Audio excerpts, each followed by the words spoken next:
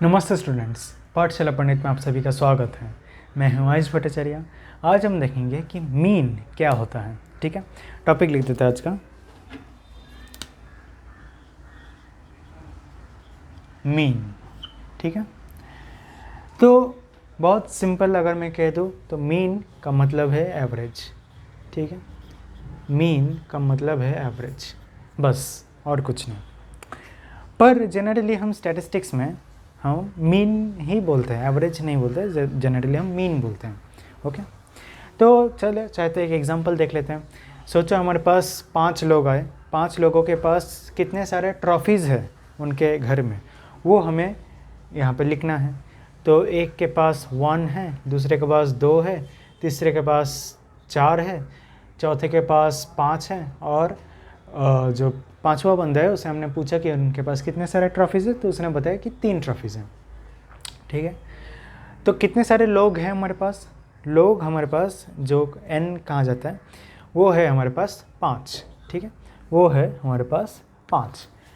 तो मीन कैसे निकालें? तो mean is equal to 1 + 2 + 1 + 2 + 4 + 5 + 3 divide by 5, which is equals to 3, 7, 12, 15, 15 by 5, which is equals to 3।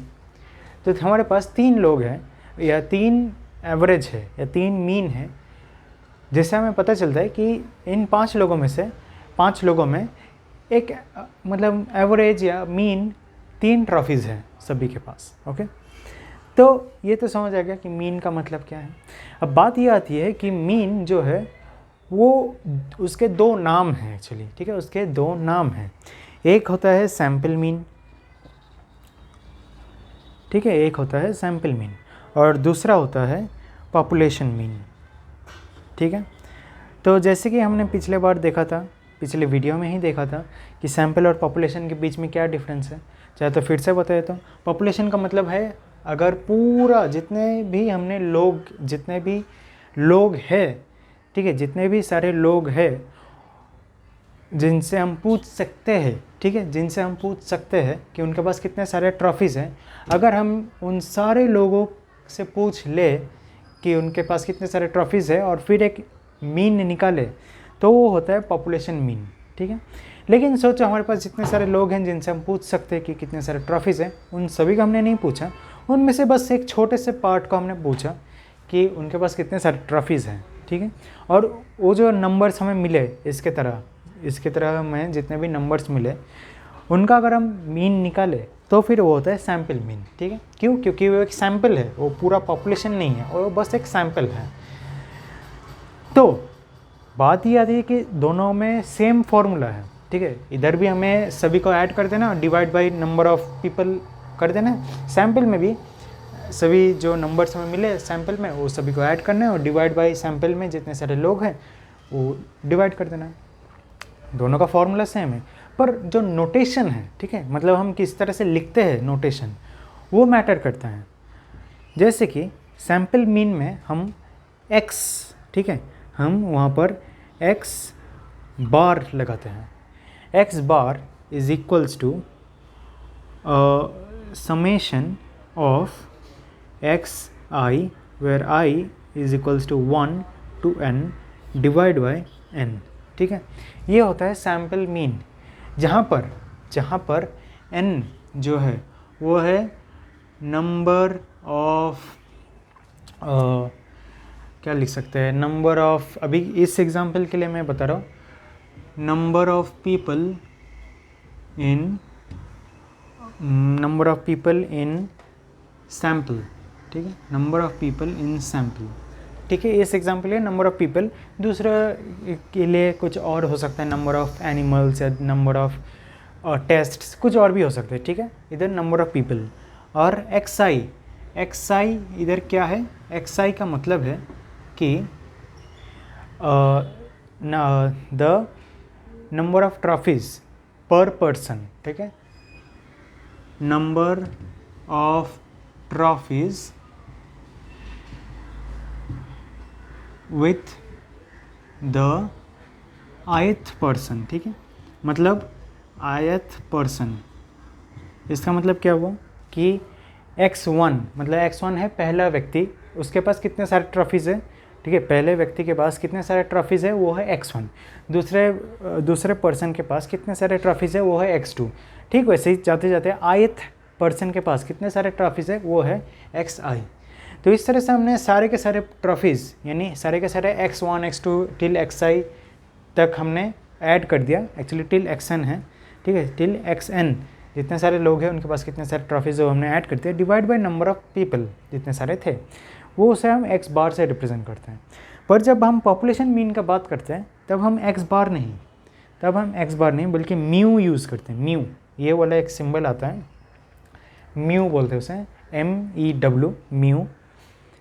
Mu is equals to, formula जैसा कि मैंने बताया सेम ही है, तो एक काम करता हूँ, चलो इधर ही लिख देता हूँ मैं, 1/n, ठीक है, कैपिटल N। अब स्मॉल और n कैपिटल N में क्या फ़र्क है? स्मॉल n मतलब सैम्पल में जितने सारे लोग हैं, कैपिटल N का मतलब पूरे पॉपुलेशन में जितने सारे लोग हैं। 1/n summation of i equal to 1/n xi, same ही है, ठीक है, सेम ही है, बस नोटेशन चेंज हो जाता है। यहाँ पे म्यू है और यहाँ पे x बार है। ओके, तो समझ में आ गया कि सैम्पल मीन और पॉपुलेशन मीन में क्या डिफरेंस है। ऑलराइट, अब हम देख लेते हैं कि एग्जाम्पल था हमने यहाँ पर देख लिया। अब हम एक काम करते हैं, एक छोटा सा जो प्रॉपर्टी है मीन का वो हम देख लेते हैं। जैसे कि चलो इसी एग्जाम्पल में देख लेते हैं। इसे मैं पहले असेंडिंग ऑर्डर में ये डाल देता हूँ, अरेंज कर देता हूँ, 1 2 3 4 5 इतने सारे ट्रॉफीज़ हैं। अब मान लो, ठीक है, जस्ट मान लो कि हमने ये जो ट्रॉफीज़ है सभी को, ठीक है, सभी को 2 ट्रॉफीज़, ठीक है, सभी को 2 ट्रॉफीज़ एक्स्ट्रा मिल गए, ठीक है, सभी को 2 ट्रॉफीज़ एक्स्ट्रा मिल गए, तो क्या हो जाएगा 3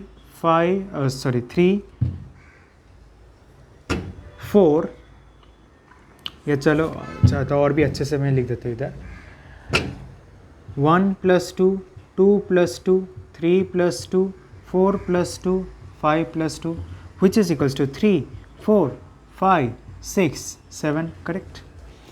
अब इसका मीन क्या है? इसका मीन अगर हम निकालें तो हमें मिलेगा कि इसका मीन होगा 5, ठीक है, इसका हमारे पास मीन जो है वो मिलेगा 5।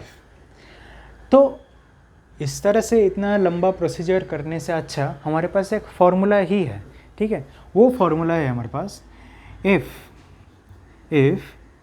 yi इज इक्वल्स टू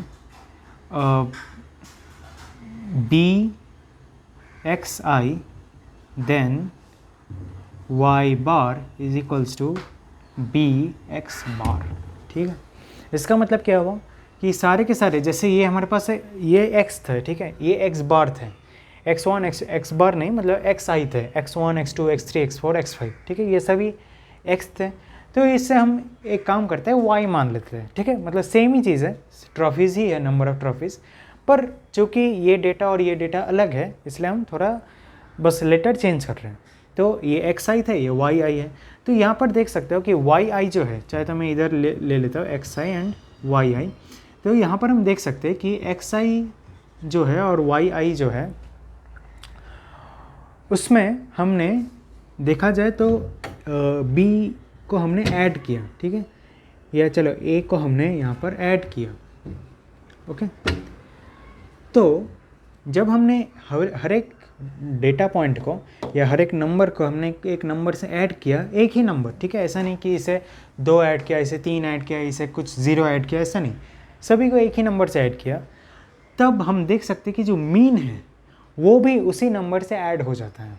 जैसे कि हमने 1 से 2 ऐड किया, इससे भी 2 ऐड किया, इससे भी 2 ऐड किया, 2 ऐड किया, तो मीन जो है, ठीक है, मीन जो है वो भी, ठीक है, मीन जो है वो भी 2 से ऐड हो गया, ठीक है, वो भी यहाँ पे 2 से ऐड हो गया। जैसे यहाँ पर हमने देखा था कि मीन 3 था, तो यहाँ पे मीन 5 हो गया। क्यों? क्योंकि हर एक जो नंबर है उसमें हमने 2 ऐड कर दिया। उस सेम नंबर जो हम सारे के सारे पॉइंट्स में, डेटा पॉइंट्स में ऐड कर रहे हैं, वो सेम चीज़ मीन में भी ऐड हो जाता है। सिमिलरली एक और एग्जांपल देख लेते हैं, चाहे तो मैं इधर दिखा देता हूँ। वो एग्जांपल है कि xi जो पहले था 1 2 3 4 5, अब ऐसा बताया गया कि जिसके पास जितने सारे ट्रॉफीज़ है उसे हम दुगना कर देंगे, ठीक है, उसे हम दुगना कर देंगे। तो yi क्या बन जाएगा, 2 4 6 8 10, ठीक है, हमने नंबर ऑफ़ ट्रॉफीज़ को दुगना कर दिया। तो जब हम नंबर ऑफ़ ट्रॉफीज़, ये ट्रॉफीज़ जो है ये बस मैं ऐसे ही बता रहा हूँ, कुछ भी हो सकता है, ठीक है, बस याद रखना जो नंबर्स हमें मिले हैं, ठीक है, जो नंबर्स हमें मिले हैं उसे अगर हम ऐड करें तो मीन में ऐड हो जाता है, और अगर हम उसे मल्टीप्लाई करें तो देखते क्या होता है। तो इसका भी मीन क्या होगा, इसका मीन होगा 2 + 4 + 6 + 8 + 10 divide by 5 which is equals to 6, correct, which is equals to 6। तो ये भी याद रखना, if yi is equals to bxi, then y bar is equals to bx bar, ठीक है। जैसे कि इधर हमने देखा था पहले, इसमें इधर जो मीन था वो है 3, ठीक है, इधर जो मीन था वो है 3, तो ऐड किया तो 5 बन गया, जो नंबर से हमने इधर ऐड किया उससे हम मीन में भी ऐड कर दिया तो 5 हो गया। सेम इधर भी जिस नंबर से हमने मल्टीप्लाई किया वो हम इधर मल्टीप्लाई कर सकते हैं, मीन में हम उसे मल्टीप्लाई कर सकते हैं। जैसे कि इधर हमने 2 से मल्टीप्लाई किया था सभी को, ठीक वैसे हम मीन को भी 2 से मल्टीप्लाई करें तो इस नए डेटा का हमें मीन मिल जाएगा, ओके, इस नए डेटा का हमें मीन मिल जाएगा। तो वही हुआ, b के जगह हमने 2 डाल दिया तो इधर 2 से मल्टीप्लाई किया तो इधर हमने मीन को भी 2 से मल्टीप्लाई कर दिया। तो ये दोनों प्रॉपर्टीज़ मिलाकर एक सिंगल प्रॉपर्टी बनता है, और वो प्रॉपर्टी है if yi is equals to a + bxi, ठीक है, मतलब हम ऐड भी कर सकते हैं और मल्टीप्लाई भी कर सकते हैं, दोनों साथ में कर सकते हैं।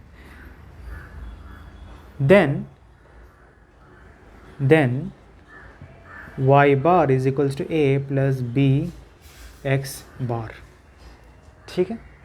अगर हम दोनों ऐड भी कर अगर हम ऐड और मल्टीप्लाई दोनों कर रहे हैं तो फिर मीन में भी हम ऐड और मल्टीप्लाई कर सकते हैं। पर याद रखना जो नंबर से हम ऐड कर रहे हैं ठीक वही नंबर मीन में भी ऐड होना चाहिए, जिस नंबर से हम मल्टीप्लाई कर रहे हैं ठीक वही नंबर मीन में भी मल्टीप्लाई होना चाहिए।